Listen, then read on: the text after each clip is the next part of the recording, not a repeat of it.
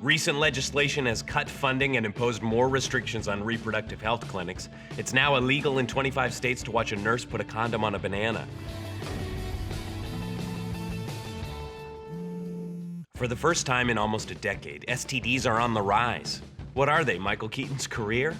Gonorrhea has increased by 5%, syphilis by 15%, and chlamydia reached 1.4 million cases, the highest of any disease ever reported to the CDC, which is an excuse that doesn't go over as smoothly as I'd hoped.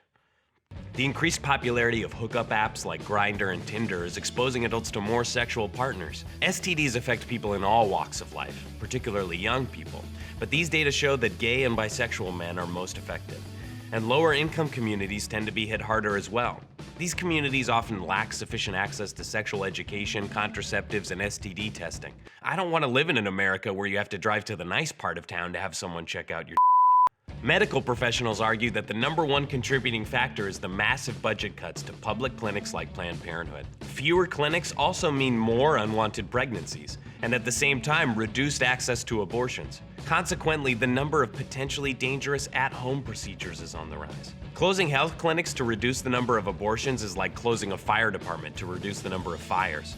Hey, my house is burning down. Well, you should have known better than to try to use a hot plate out of wedlock. Self-induced abortions are particularly prevalent in Texas, where increased restrictions have closed over half of the clinics that offer abortion services since 2013. Somewhere between 100,000 and 240,000 Texans have performed illegal abortion procedures. Many of these women lack the money to travel to one of the few clinics left in the state. The Texas controversy will go to the Supreme Court next year, and they will have the chance to decide whether we will continue to allow elected officials to play politics with our health. But don't worry. It's not like Clarence Thomas would make any creepy decisions about women's vaginas.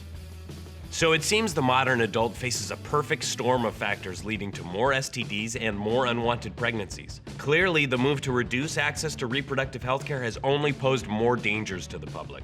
Hopefully, we can count on a change of heart from the Supreme Court to push us in the right direction. Namely, one that doesn't let Mike Huckabee stop us from using Tinder. Hey, thanks for watching The Daily Desk. If you like what you saw, click to subscribe, comment below, share the link with a friend or an enemy. I don't care.